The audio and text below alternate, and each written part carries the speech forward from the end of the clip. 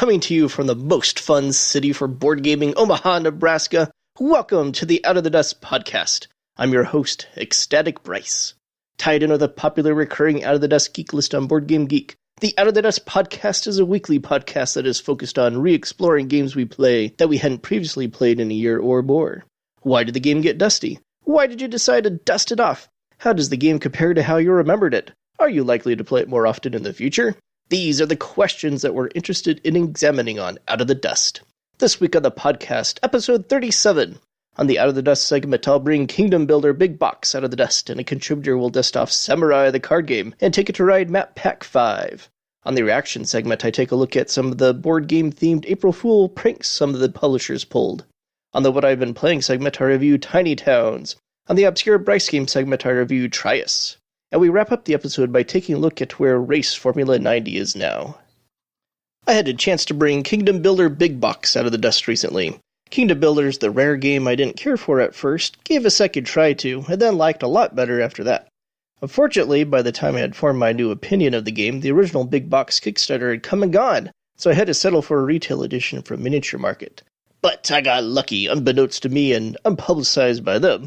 Their stock at the time happened to be Kickstarter editions, and so I wound up with a big box with the nice unique pieces in each player color.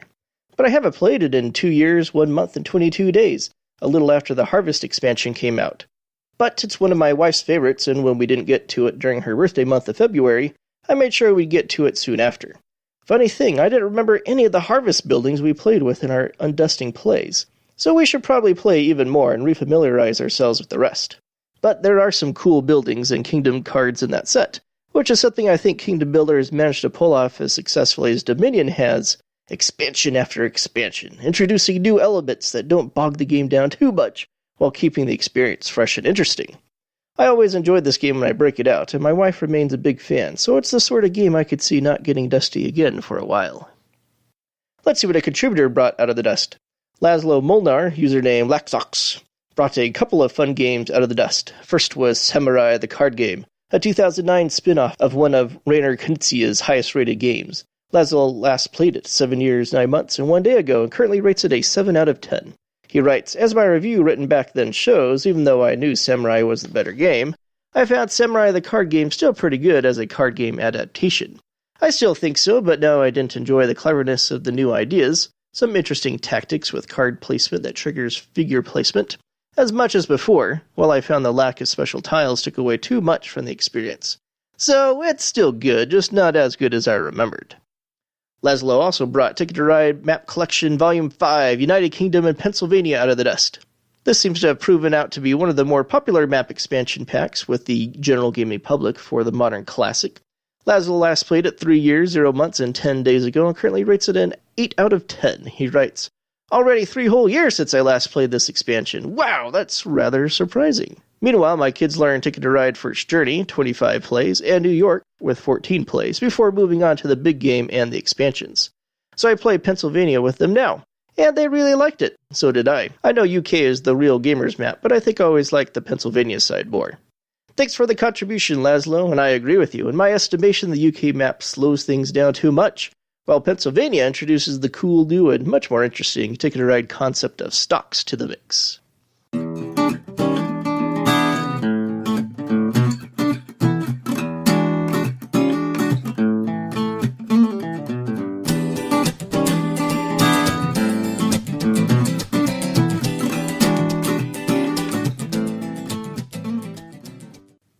Reaction segment time. Generally speaking, I'm not a big fan of April Fool's Day, and find most of the internet experience of the day pretty annoying. But I do enjoy some of the pranks that various publishers pull. They're usually pretty obvious pranks, but elicit a chuckle out of me if they're clever and make use of a painful pun. But the best ones are the ones that hit close to the mark, and you know if there actually was a product based on what was pictured, people would buy it. Of the former sort, I quite enjoyed the post from GameRight Games advertising a new Sushi Go that featured a picture of a Go board with black and white sushi pieces arranged in the midst of a game. Sushi Go! In a weird coincidence, there were 2 different publishers that published pics of a cereal they claimed they were going to release. Renegade had Renegade Game Studios, a trio-looking cereal, and Z-Man had Pandemic, the cereal, which featured the taglines, "Good source of infections," and "A plague in every bite." Of the latter, made me think twice if this is real or not variety, there were the dice sleeves from Panda Game Manufacturing, Codenames The Mind from CGE, and the PlayStation board game from PlayStation. But I think my favorite would have to be the advertisement for the Vital Lacerda big box from Eagle Griffin Games that proudly proclaimed it was made of 16-gauge steel with a self-enclosed hinge system. Features recessed padlock inlets and fold-down recessed side handles. Weight 66 pounds. Oh, don't tease me like that, Eagle Griffin! Oh yes, I should also mention a project that looked like a joke but wasn't. That would be the Cataclysm expansion for Cthulhu Wars that features an all-new cat-themed expansion with Earth cats, cats from Mars, cats from Saturn, cats from Uranus, and the goddess Bastet herself. Well, I am a cat person, and I do love cats. I have 2 of them myself, and so I was unable to resist this new expansion, and totally backed it. I am strangely looking forward to it. It will probably become my go-to expansion of choice for Cthulhu Wars.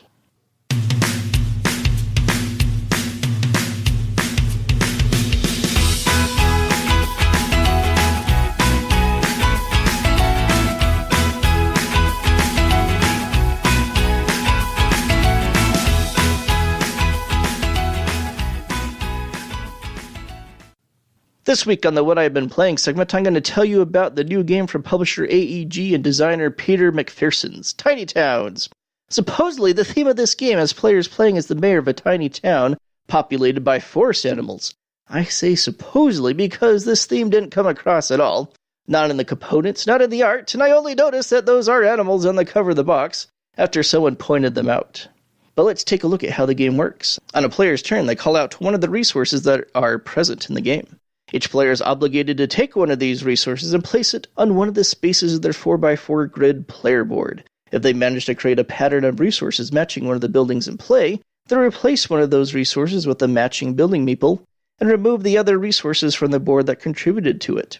Each building scores points in various ways at the end of the game or provides a special ability during the course of the game. Eventually, a player won't be able to place any more resources on their board, and they'll be done building for the game. Once all the players are done building, the players tally scores according to each of the building's abilities and see who wins. There's solid replayability potential in the game as there are a bunch of different buildings to choose from, and a random assortment of buildings is chosen each game. Well, I did not care for this game at all. In fact, I found it incredibly frustrating. There are some buildings way better than others, and the difficulty in constructing the various buildings seems to have no rhyme or reason. Due to having no control over what resources other players bring into play, planning ahead is nearly impossible, and it's easy to get into a situation where spots on your board quickly become stuck with useless combinations of resources. Now, I'm often a fan of games that require players to adapt to the changing conditions of the board and make the best of what they're given. But the problem with Tiny Towns is that much of the game seems to involve being completely unable to do anything with what you are given, let alone making the best of them. There are some interesting ideas here, but the execution of them doesn't work for me at all. The best thing I can say for it is that it's short, and my unpleasant experience didn't last very long. But this is a game I'm going to plan on avoiding in the future.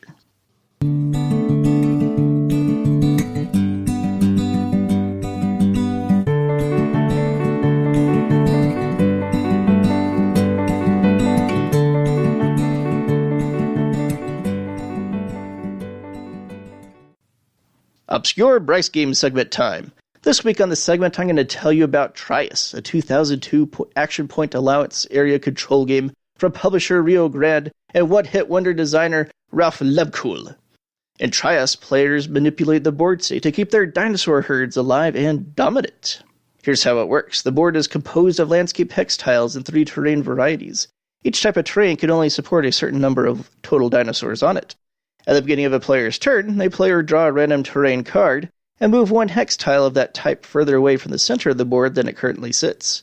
This simulated continental drift and environmental upheaval can result in dinosaurs being dumped into an ocean, continents breaking apart, or continents colliding together. If a player creates a new continent through this tile movement, then points are scored for the players who have the most and second most dinosaurs on that continent. After drifting a tile, players spend 4 action points breeding their dinosaurs, moving their dinosaurs, or drifting an additional tile. The ultimate objective of this maneuvering is to have the most dinosaurs on the biggest continents when the meteor card is drawn from the terrain card deck. First and second place herd sizes score additional points at the end of the game equal to the size or half the size, respectively, of the continents they dominate. It's a briskly paced game, and that meteor card always comes up before you know it.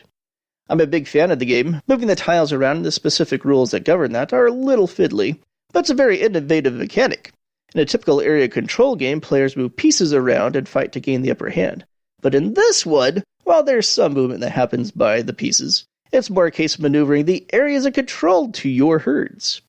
As in the best area control games, timing is critically important. Taking advantage of opportunities that present themselves for scoring points in-game can pay huge dividends at the end of the game, and often be the difference between victory or defeat.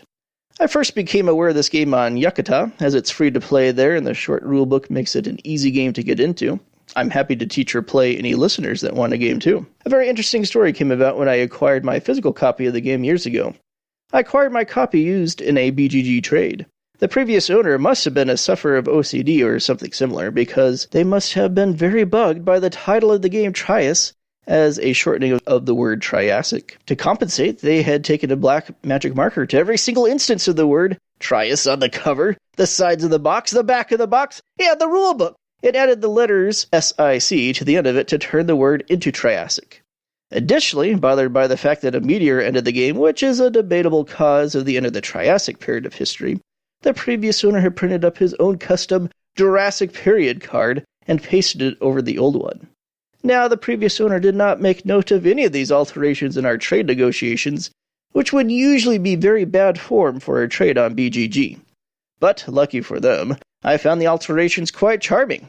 And since I don't ever intend on parting with this copy, they also make for a fun story I get to tell before playing a face-to-face session of the game.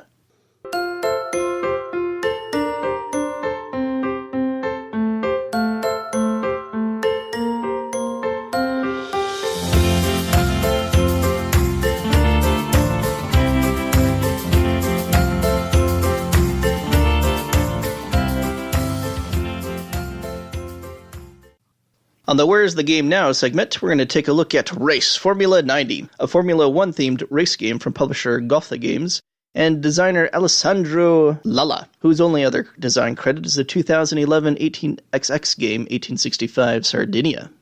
At first glance, one might think that's a very unusual combination of games, but Race Formula 90 appears to be one of the heavier racing games out there.